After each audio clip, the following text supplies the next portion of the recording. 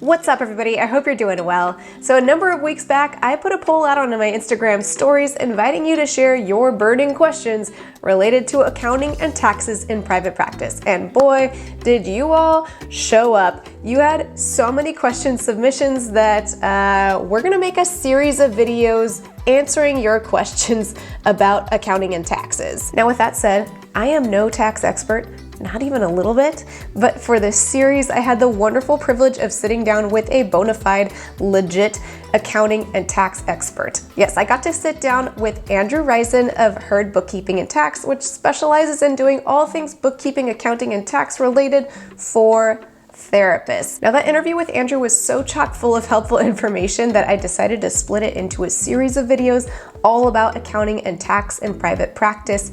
And this video is the first one in this series where Andrew is going to tackle the question, what do I need to know about accounting and tax when I'm starting a private practice? So he's going to give some really wonderful tips to help you with that. The rest of the videos in this series will slowly trickle out over time, but if you are itching to get all of that information, now I have released a full-length interview video, which you can access in the description box below if you want to watch the whole thing right now. But this video is going to focus on just that question of what do I need to know about accounting and tax when I'm first starting in private practice. So let's hop into this interview with Andrew Riesen from Heard Bookkeeping and Tax, where he answers that question for us. Quick disclaimer that I forgot to mention while we were filming is that the opinions and information shared in this video are not to be used in place of the advice of a professional. Obviously, if you are in need of that, then you should hire one. Andrew and I are not actively licensed CPAs, but the Heard team has many amazing actively licensed CPAs on their team. Okay, thank you. Bye. Back to the interview. Andrew, I'm so excited to have you on.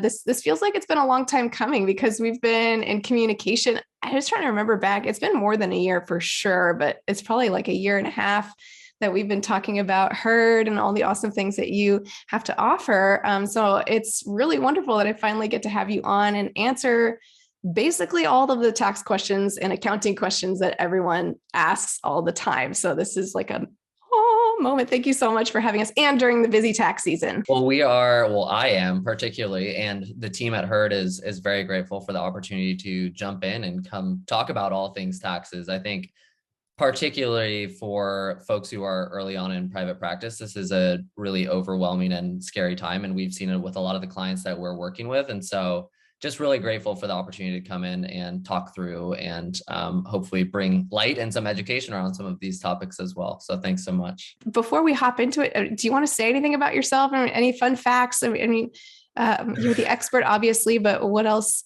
should people know about you? Yeah, fun facts. I am a grade A accounting nerd. I've been doing accounting things for an extended period of time. I started my career working for a boutique wealth management firm in Portland, Oregon, where we worked with predominantly high net worth medical professionals, many of which were independent physicians. And then I spent time at PwC on the technical accounting side, helping small businesses, and got lucky enough to have an opportunity to help PwC build new accounting software products for small and growing businesses. And that led to the intersection of my passion for mental health due to my own experiences with anxiety and depression. And also, because I happen to be married to a private practice therapist and have many friends that also happen to be private practice therapists. So grateful to be here and, excited to,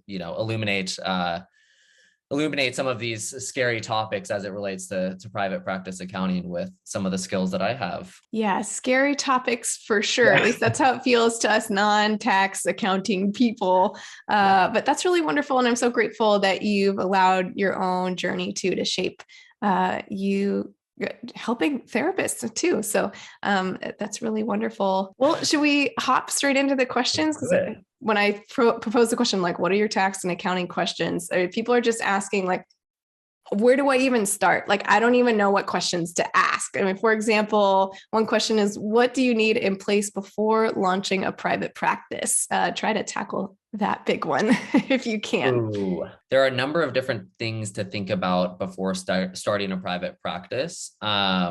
But specifically as it relates to managing your accounting or the financial side of your private practice, a couple big things that I typically recommend is setting up a formal business entity. And so depending on the state that you might be in, If you're in California, this is probably a professional corporation because licensed professionals cannot be an LLC.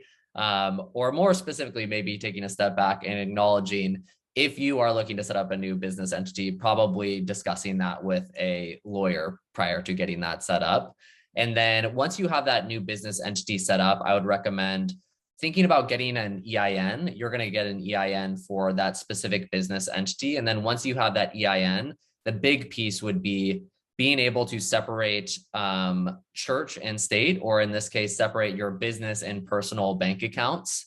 A big thing that will decrease headaches down the line and support you as you set up the accounting and financial infrastructure for your practice is having that separation. And when you have that separation, you're able to have a clear understanding at all times of, what is the income that's coming into my business bank account? Am I able to set aside a certain amount for my quarterly taxes? And you don't have that crossover, which oftentimes leads to a misunderstanding of how much have I made? I need to scramble at the year end to get all of these receipts and all of this information together to hand that over to the accountant. And if you're setting up a new business entity, I might explore setting up a service of process to where you can separate your business address from your personal address. As a therapist, oftentimes having that separation just from a privacy perspective, as noted by my partner and many of our friends, is often an effective strategy. Totally. I get asked that question a lot, and I don't think people even ask this here, but I'm glad you touched on that, especially in the age of working from home, offering teletherapy. And we still send mail out. We still, our address of where we work is out there in different places. So it is so important to have a separate address as well. Well, I'm so glad you touched on those things. And each of those can feel scary if you don't know what they are, the EIN and the entity and the checking account, the business account. But they're not that scary, folks. So I'll link to a couple of resources below too on how to get each of those set up. It's actually pretty simple. Such good tips though. I think so many people start out without setting any of that up. And then later, like you said, you get to paying taxes or whenever, and you go, no, I don't know what I'm doing. I don't know what money is my business money. I don't, what's the paycheck and what's my salary? And just, it's a nightmare. And then you finally pick up the pieces. So I'm so glad you named that as the place to start financially. Yeah, I think a big reflection as well would be taking it one step at a time. And I'm sure that you probably provide this guidance as well. But one of the things that we've noticed for a lot of the clinicians that will be coming in and just getting started in their private practice is they feel like they have to do every single one of these things in a day on top of everything that you have to do clinically to get yourself set up for practice. And so there is no ultimate risk or ultimate fear. You are not going to be jailed for taking 10 days to set up your new business bank account before you first start setting up payments.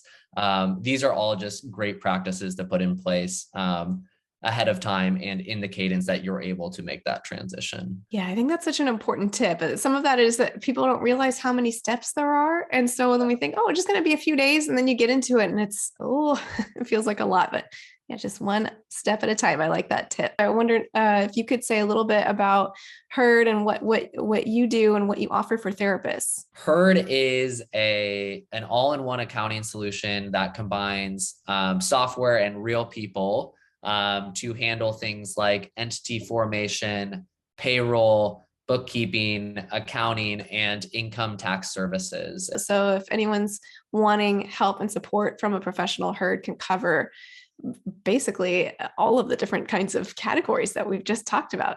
And I really love that Heard specifically works with mental health professionals. So you have a perspective of what our unique needs are. And I've linked to Heard's website below as well if anyone wants to learn more. Thank you, Andrew, so much for your time and your expertise. And thank you for what you're offering through Heard Bookkeeping and Tax as well. Anything else you'd like to add, Andrew, before we close? No, I just wanted to say I'm incredibly grateful for the opportunity to come and nerd out on all things accounting.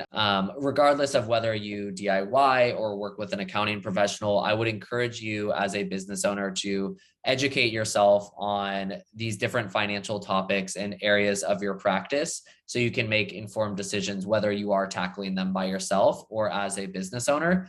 But also acknowledge that you are not trained to be an accountant. So these things do take time.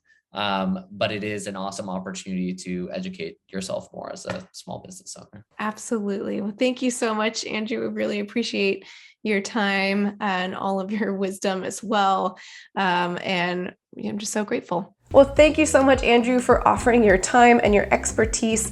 Thank you to you all for submitting your questions about accounting and taxes. If you have questions that haven't been answered yet, stay tuned for the rest of the videos in this series. There's a good chance your question is going to be answered in one of those videos. And before we close, I'd like to thank TherapyNotes.com for sponsoring this video.